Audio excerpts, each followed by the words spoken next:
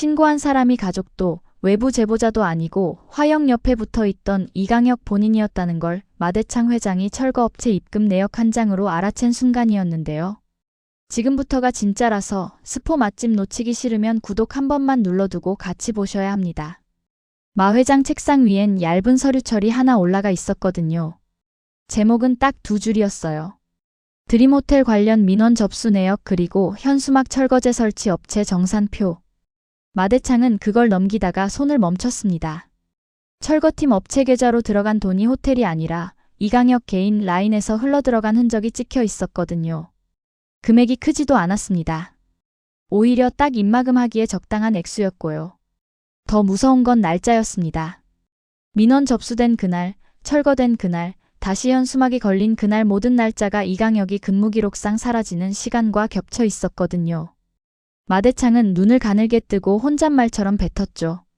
누가 장난을 이렇게 치나? 그 시간 오복길은 철거된 자리 앞에서 숨이 거칠어져 있었는데요. 복길은 누가 신고했는지, 누가 자기 목을 조이는지 직접 잡고 싶었거든요. 그런데 복길 손에 들어온 단서가 더 잔인했습니다. 신고자로 찍힌 번호가 집안 누군가의 흔적처럼 보여버린 거예요. 복길 머릿속이 하얘졌습니다. 설마 내가 믿던 사람이? 분노가 방향을 잃고 폭주하는 순간이었죠. 최화영은 그 소동을 보고도 차분한 척했는데요. 사실 속은 바짝바짝 타고 있었습니다. 현수막 하나가 아니라 그 현수막이 만드는 여론이 무서운 사람이거든요. 화영은 곧바로 이강혁을 불렀고 목소리를 낮춰 말합니다. 정체 절대 비밀이야. 누구든 입 열면 끝이야. 화영은 자기 손을 더럽히지 않고 정리하고 싶었고 강혁은 그 말을 기다렸다는 듯 고개를 끄덕였는데요. 그때 강혁 눈빛이 아주 잠깐 이상하게 반짝였었습니다. 화영은 그 반짝임을 충성이라고 착각했죠. 그런데 제보자는 없었습니다. 정말로요. 신고도, 철거도, 재설치도 전부 강혁이 연출한 판이었거든요. 민원은 익명으로 넣고 접수 위치는 공용 와이파이로 위장해 흔적을 흐리고 철거팀은 협력업체로 가장한 용역을 써서 움직였습니다. 그리고 재설치는 더 치밀했는데요. 철거된 현수막과 똑같이 걸어두면 의미가 없으니까 문구를 아주 조금 더 자극적으로 바꿔서 다시 달아버렸습니다. 사람들 분노가 다시 끓어오르도록 분량까지 계산한 거죠. 그렇게 여론이 한 번 더 폭발하면 누가 제일 먼저 움직이느냐 화영이 움직입니다. 화영이 급해지고 화영이 강혁에게 더 의존합니다. 강혁이 원하는 그림이 정확히 그거였거든요. 복길이 신고자를 쫓는 동안 강혁은 복길을 더 자극했습니다. 복길은 양아빠로서 장미 가족을 지키고 싶은 마음이 큰 사람인데요. 가족이 내부에서 배신한 것처럼 보이는 단서가 튀어나오니 복길은 사람이 무너져 내렸습니다.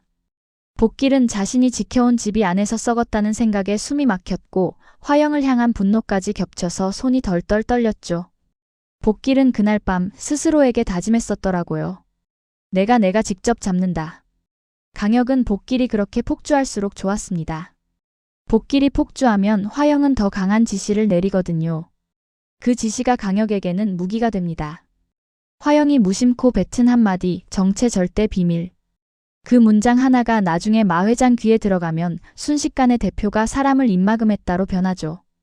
강혁은 그 프레임을 만들려고 지금까지 공을 들인 거였습니다.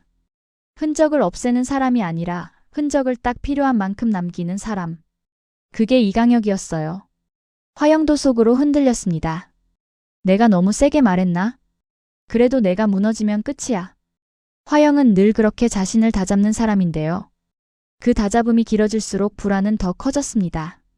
드림호텔 대표 자리, 마대창의 며느리 자리, 설인을 내세워 버티는 자리 이 모든 걸 지키려면 정리 담당이 필요했고 화영은 강혁이 그 역할을 해줄 거라고 믿고 싶었습니다. 믿어야만 했거든요. 하지만 강혁이 진짜 노리는 건 화영이 아니라 마 회장 라인이었습니다. 강혁은 화영 아래에서 끝낼 생각이 없었어요. 화영이 무너지면 그 무너짐 위에 서서 제가 맡겠습니다. 회장님하고 올라타는 게 강혁의 야심이었죠. 그래서 강혁은 일부러 화영을 살리는 척하면서 화영이 빠져나갈 구멍을 하나씩 막아갔습니다. CCTV 공백이 생기는 시간대를 계산하고 불리한 장면은 지우는 게 아니라 선택적으로 남겨 회장 귀에 들어가게끔 흘렸습니다. 화영은 그게 정리라고 믿었고요. 그리고 그 흔적이 결국 마대창 책상 위로 올라갔습니다. 마 회장이 화영을 의심하기 시작한 한 방은 폭력도 고함도 아니었습니다. 숫자와 시간 그리고 결제란이었습니다. 마대창은 철거업체 정산표에서 긴급 정리 비용 항목을 보고 곧장 결제 라인을 확인했는데요. 거기에 화영 도장이 찍혀 있었습니다. 금액은 적었지만 긴급이라는 단어가 붙는 순간 마대창은 느끼죠. 며느리가 뭔가를 숨기고 있다는 걸요.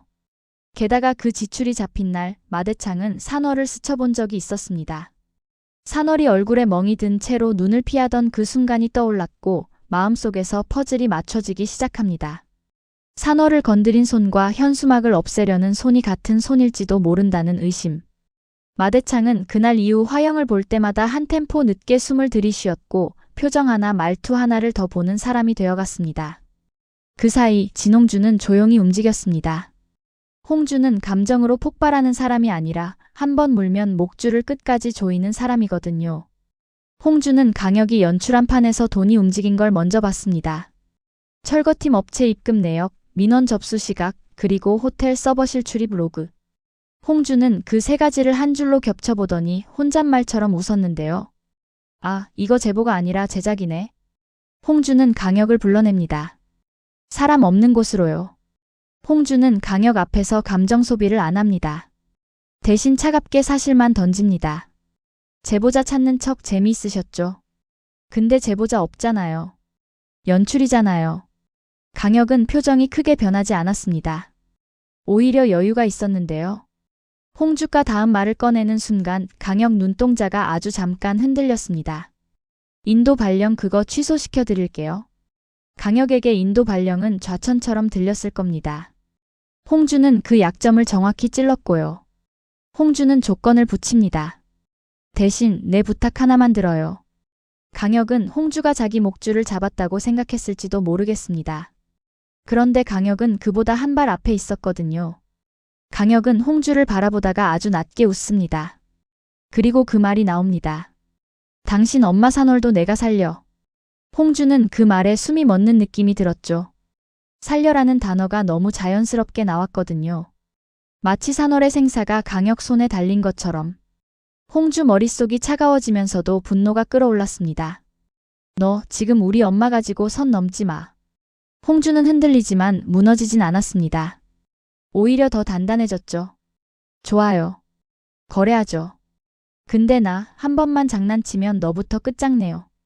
여기까지가 지금 판의 기본 구도였고 이제 당신이 원한 강력한 한 방이 들어갑니다.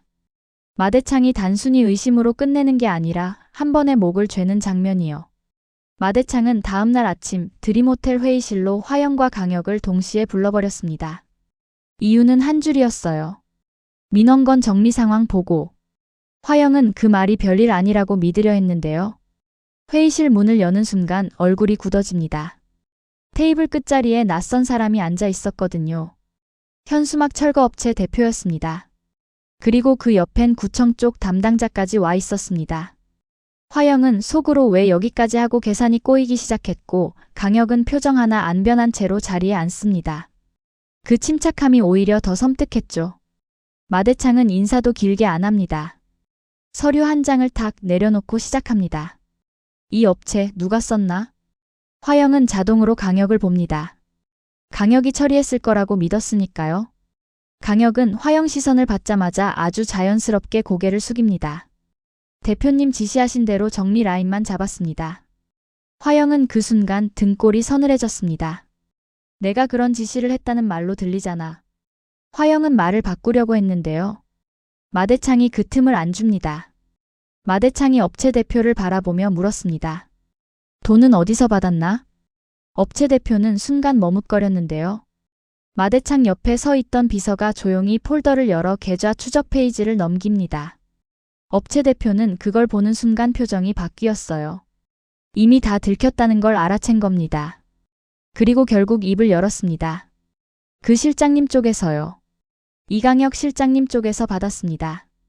그 말이 떨어지는 순간 화영 눈빛이 강혁에게 꽂힙니다. 화영은 속으로 외쳤겠죠. 너 뭐야? 그런데 강혁은 놀라지도 않습니다. 오히려 마대창을 향해 더 공손하게 말합니다. 회장님, 대표님이 곤란해지실까봐 제가 선에서 처리했었습니다. 여기서 화영은 숨이 턱 막혔습니다. 강혁이 화영을 지키는 척하면서 동시에 화영을 더 깊게 묻고 있었거든요. 강혁 말이 겉으로는 충성처럼 들리는데 실은 대표는 몰랐다가 아니라 대표는 뒤에서 지시했다처럼 들릴 여지를 남겨버렸습니다. 마대창은 그 틈까지 계산해둔 사람이라서요. 마대창은 서류를 한 장 더 꺼냅니다. 이번엔 민원 접수 로그였습니다. 접수된 시간대가 강혁의 근무 공백과 겹쳤고 그 공백은 왜 생겼냐면 서버실 출입 기록이 찍혀 있었습니다. 마대창이 강혁을 똑바로 바라보고 말했죠. 서버실엔 왜 들어갔나? 강혁이 살짝 숨을 고르는데요. 바로 그때 마대창이 마지막 카드를 깔아버립니다. 산월병원 기록 일부가 첨부된 문서였어요. 치료 날짜, 멍자국 위치, 그리고 응급실 방문 사유가 애매하게 비어 있었습니다. 마대창은 그 종이를 손끝으로 두드리며 묻습니다. 산월이 다친 날 네가 어디 있었나? 화영은 그제야 깨닫습니다. 이 회의는 민원 보고가 아니라 화영과 강혁을 동시에 재판하는 자리였다는 걸요. 화영은 입술이 말라붙고 손바닥에 땀이 차올랐습니다. 산월 건은 화영에게도 위험한 약점이니까요. 강혁은 그 순간 선택해야 했습니다. 화영 편에 서서 함께 무너지느냐 아니면 화영을 깔고 올라가느냐. 강혁은 아주 천천히 시선을 화영에서 마대창으로 옮깁니다. 그리고 말합니다. 회장님, 산월 씨 건은 제가 맡고 있었습니다. 화영은 그 말을 듣는 순간 심장이 내려앉았죠. 맡고 있었다는 건 내가 알고 있다와 다름없거든요. 화영은 강혁을 믿었던 자신이 너무 어리석게 느껴져서 순간적으로 목이 메었습니다. 그런데 화영은 바로 무너질 수가 없습니다. 무너지면 설인까지 흔들리니까요. 화영은 겨우 말을 뱉습니다. 강혁아, 너 지금 뭐 하는 거니? 강혁은 대답을 화영에게 안 했습니다. 강혁은 마대창에게만 말합니다. 회장님 라인으로 올라가면 이런 잡음 정리부터 다시 잡겠습니다. 그 말이 회의실 공기를 갈라버렸고 화영은 그제야 확신합니다. 강혁은 처음부터 화영을 지키려던 사람이 아니라 화영을 발판으로 쓰려던 사람이었다는 걸요. 이 장면이 화영에게는 최악인 이유가 하나 더 있습니다. 화영은 며느리로 인정받아 대표 자리를 버티는 사람인데요. 지금 회장 앞에서 강혁이 정리를 제안하는 순간 화영은 대표가 아니라 통제 대상이 되어버립니다. 마대창이 화영을 바로 자르지 않는 대신 화영의 권한을 조금씩 빼앗을 구실을 얻는 거죠. 화영은 속으로 이를 갈았습니다. 나를 흔들면 나도 물고 늘어진다. 화영은 그 순간부터 강혁을 죽일 듯이 증오했는데요. 증오가 커질수록 더 차분해지는 사람이 화영입니다. 화영은 웃는 얼굴로 고개를 끄덕입니다. 그래요, 회장님. 정리하라면 하죠. 그런데 그 말은 수능이 아니라 전쟁 선포였죠. 회의가 끝나고 복도에서 화영과 강혁이 마주칩니다. 화영은 낮게 말합니다. 너 내 옆에서 끝까지 갈 줄 알았어. 강혁도 낮게 웃습니다. 대표님, 제 자리도 생각해야 하지 않겠습니까? 화영은 그 한마디에 확신합니다. 이 남자는 죄책감이 없습니다. 그래서 더 위험합니다. 같은 밤 홍주는 산월에게 문자를 보냈습니다. 엄마, 지금부터 내가 움직여. 절대 혼자 나서지 마. 산월은 답을 못했습니다. 산월도 느꼈거든요. 강혁이 말한 살려가 단순한 허세가 아닐 수도 있다는 걸요. 홍주는 핸드폰을 쥔 손에 힘이 들어갔습니다. 강혁이 엄마를 손에 쥐고 있다면 그걸 끊어내야 해. 홍주는 강혁에게 다시 메시지를 보냅니다. 발령 취소, 오늘 안에 확정할게. 대신 산월 건드리면 너는 바로 끝이야. 강혁은 답이 빠르지 않았습니다. 느린 답이 더 무섭죠. 잠시 후 딱 한 줄이 옵니다. 거래는 내가 정합니다. 홍주는 그 문장을 보는 순간 목이 타들어갔습니다. 분노로 흔들리다가도 동시에 계산이 돌아갑니다. 강혁이 회장 라인으로 올라가면 엄마는 더 위험해진다.